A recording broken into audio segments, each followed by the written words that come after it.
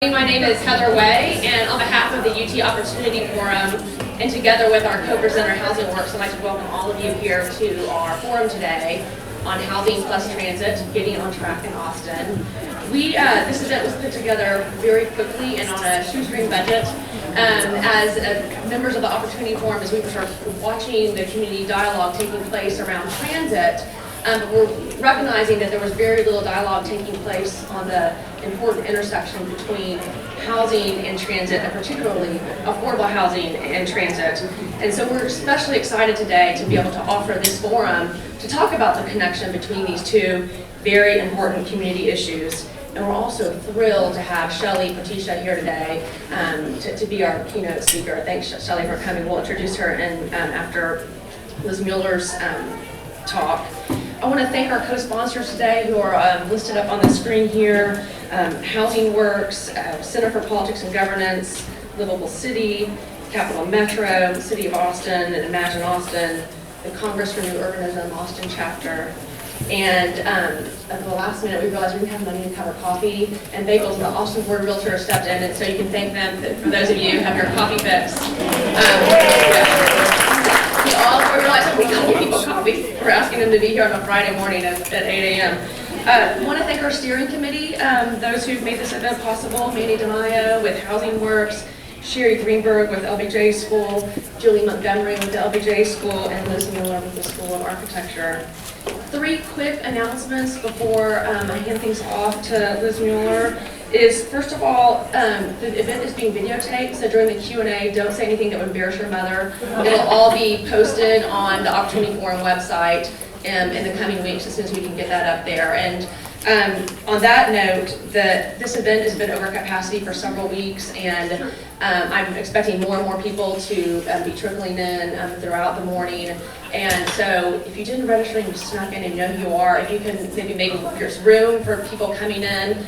We're expecting potentially to have people standing and sitting wherever, and no one call the fire code marshal, please. But we're just going to do the best. And we just appreciate your patience when we're doing the best we can with the space, and gracious we're able to have the event here, but we're going to be cramming people in. The last announcement I had is there's a Twitter hashtag that's in your program for this event. Julie Montgomery is going to be tweeting another. So there's a conversation taking place. If you're a tweeter or Twitter, I don't know what the right word is for that, you can follow along. So with that, I'm going to introduce our next speaker, who's Liz Mueller. Liz is an associate professor of community and regional planning and social work at the School of Architecture. Liz's work focuses on the social inclusion in cities, particularly through the lens of affordable housing. Her most recent report is Coming Home: The Benefits of Housing Choice for Low-Wage Commuters in Austin, Texas. And I consider Liz a good friend, but also definitely one of the leading national scholars on affordable housing, and just really excited that she's going to be presenting to us today on the sort of local issues around affordable housing and transit. With that, thanks, Liz.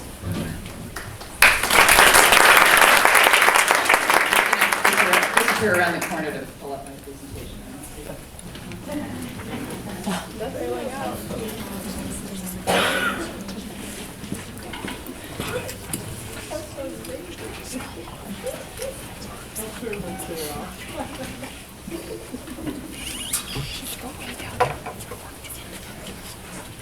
All right, good morning, everyone. I hope you all had your coffee. We do have seats available down here in the front and along the edges here on the side. So if you're in the back, come on down. Don't be shy.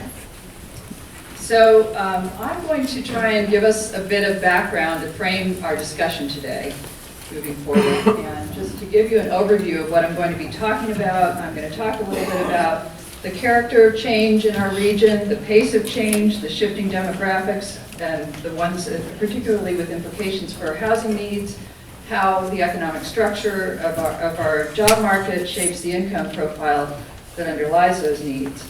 I'm going to talk some about housing realities, rising costs and cost burdens, the rental market, and spatial patterns and housing options related to that, and then some troubling trends in our region, what some of this adds up to in terms of income and racial segregation, signs of displacement and rising suburban poverty, which puts strains on our service infrastructure, and a housing and transportation cost burden for many households in the region. And then I'm going to talk some, though, about changing attitudes that relate to the kinds of choices we can make moving forward, different attitudes that people have about living in the city, about new planning opportunities that are arising that might help us to better align land use, housing, and transportation planning.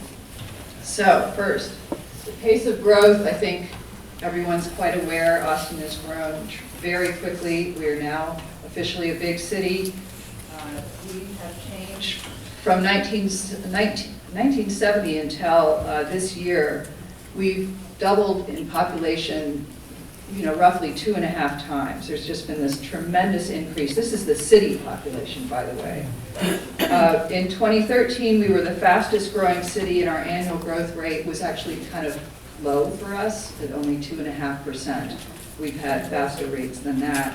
And you can see how we've risen up the size rank in terms of city size. We're now the 11th largest city. We're bigger than the city of San Francisco in population. And for the decade, we were the 5th fastest growing MSA.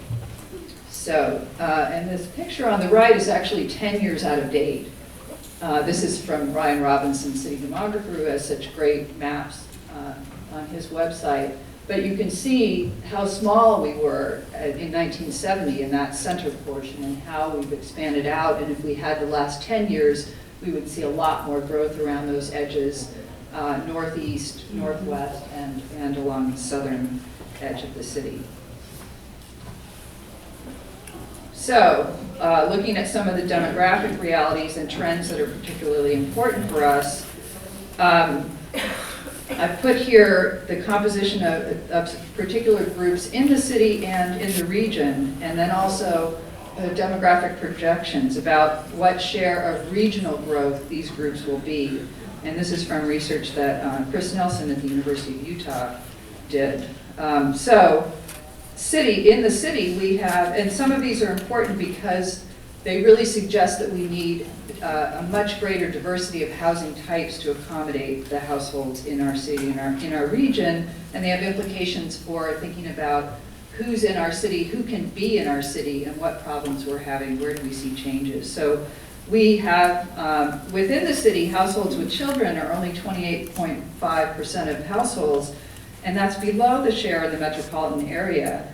There's still going to be a pretty healthy share of regional population, but we can see we're kind of losing share, within the city. Elderly households are going to be a very important portion of population growth, and we have a slight underrepresentation in the city of elderly households right now. We have a very large share of single-person households, and that means when you have fewer people in a household, it pushes up the number of housing units you need to house the same size of population. That's going to continue to be a large share of our regional population. And we have a very strong group of people who are younger householders. And younger households and also minority households, which we also have a very large and growing share of, are less likely to be homeowners at this point. And elderly households are likely to be downsizing. So all of these things kind of come together to shape the kind of housing that we need to accommodate people in our region. So in terms of economic structure, there's been a lot of reporting recently about income inequality, and Austin, unfortunately, ranks fairly high in terms of income inequality. We have a lot of job growth here, but a significant share of it is in jobs, in industries that are dominated by jobs with average low wages. In terms of occupations, if you look at the 10 largest occupations, and all of which have very fast rates of growth, 8 out of those 10 pay less than $33,000 a year and account for roughly 21% of regional jobs. More than a quarter of city households earned less than $25,000 in 2010, which is below the amount you would need to rent a Class C apartment. And thinking about that, to put that in perspective, we often talk about things in terms of regional median income. $34,000 was half of regional median income for a family of 3 last year. So you can see some of these figures are below that. Overall, our MSA was 10th in household income inequality in 2010.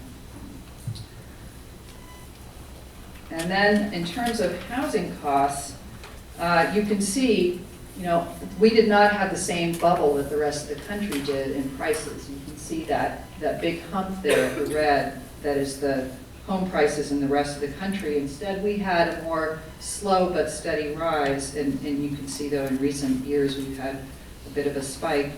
Our incomes did not have a similar rise. They, on average, are flatter. The divergence between income and home prices is greatest within the city. And since 2007, interestingly, so since the housing crash, housing prices have become much higher in central Austin than outside the city. Okay, so for renters, we're a majority renter city.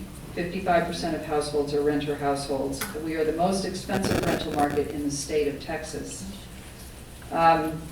Rents in the center of Austin are dramatically higher than in the surrounding region. Rents in the central business district are 50 to 100% higher per square foot than in the county or MSA overall. Recently, or every year, the National Low Income Housing Coalition comes out with a report called Out of Reach that talks about what you would need to make per hour working full-time to be able to afford the average, or an apartment renting at the fair market rent for the region. Austin's housing wage was $20.65 an hour, which was $4 an hour higher than the state housing wage. So on average, we are much more expensive as a rental market. But the average renter in Austin only makes $16.76 an hour, so there's quite a gap there. The fair market rent for a 2-bedroom apartment in Austin is, or in our region actually, is $1,074 a month, which is over $200 higher than the amount for the state overall. We also face a loss of older rental housing units, which is where most low-income people live in the city, and most of those are not subsidized.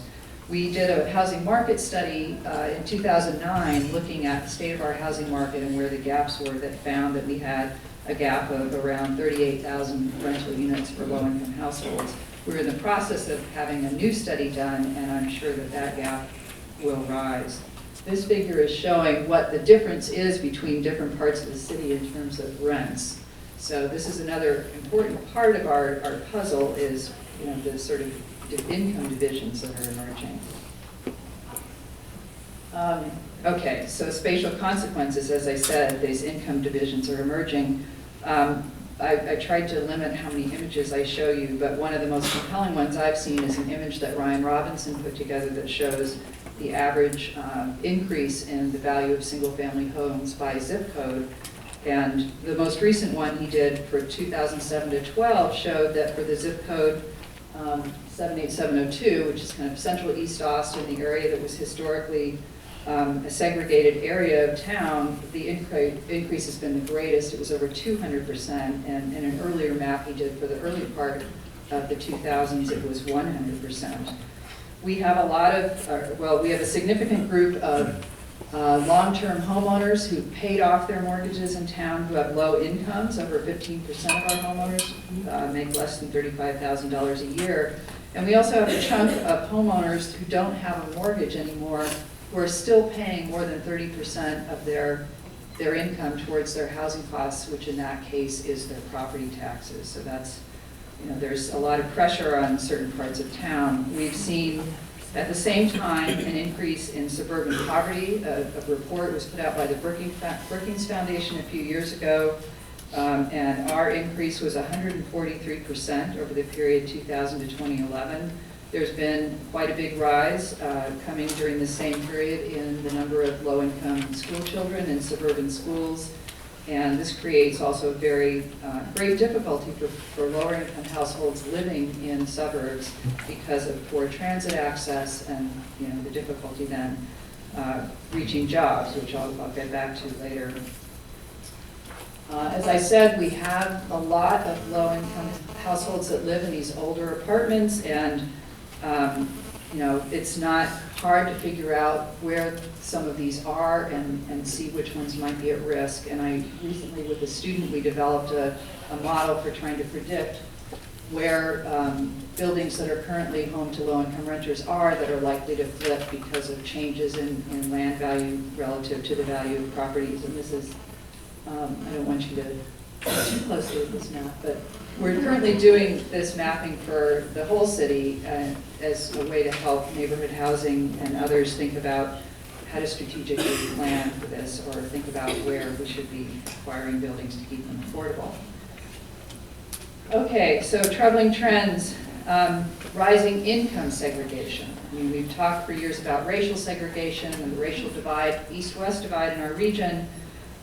Recently, there's been a lot of reporting on some research done on income segregation.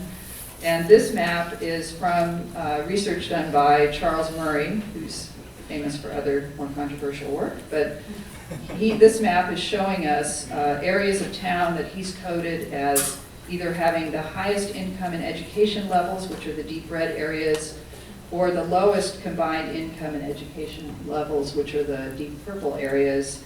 And in those areas, there's little economic diversity. Other people have put together a metric to try and describe this and rank communities. And on that metric, which looks at what share of the population lives in either concentrated wealth areas or concentrated poverty areas, Austin has 58% of regional population living in such areas. So that's not a good thing. This is another way of looking at the same information, again from Charles Murray's maps, where he overlaid then the high-performing schools on this map showing these different zones. And you can see, you know, the importance between high-performing schools and concentrated wealth. So moving forward, we know we're having this movement outward of lower income households. We have rising suburban poverty. You know, could it be that people prefer these suburban locations? Are people moving outward because they have kids and they want more space? So recently with my graduate students, we did a survey of low-income commuters working in central Austin. We got lists from two of the largest central city employers, the University of Texas and the city, of employees that earn less than $60,000, which was roughly 80% of median income for a household of four, and commuted at least 10 miles to work at a central Austin workplace. So we could ask them, would they move closer to work if they could, and what kinds of neighborhoods and housing characteristics would make them more likely to move. We found over 5,000 workers met our criteria from those two employers. We drew a random sample of 950 roughly. So I'm just going to talk, and the survey is available at that website, on the website of the Center for Sustainable Development. But the report's called Coming Home. You could probably find it Googling for that. But among key findings, we found that close to half of respondents said they would prefer to move closer to work. Of those who said they didn't want to move, 88% said that cost was a primary reason, so it could be the way they interpreted the question. 68% of younger households were interested in moving. Those households between 18 and 34, where household head was that age. Attitudes, interestingly, we did not find that attitudes varied based on whether or not children were in the household. The majority of households with children said they would move. And there was a very strong difference in attitudes based on income. So 70% of those with incomes under $40,000 a year said they would move. And there was a statistically significant difference between households above and below $60,000 in income. In terms of neighborhood characteristics that respondents preferred, they were more likely to move, much more likely to move if there were stores and services near, or if there would be stores and services near their homes, if there would be wide sidewalks, bike paths, you know, a lot of the characteristics we associate with new urbanism. They also said that they would prefer to live in neighborhoods, or they'd be more likely to move to neighborhoods that had a mix of housing types and that included renters, but the support for that was a lot lower than the support for those other characteristics. It was still a majority, but not as strong.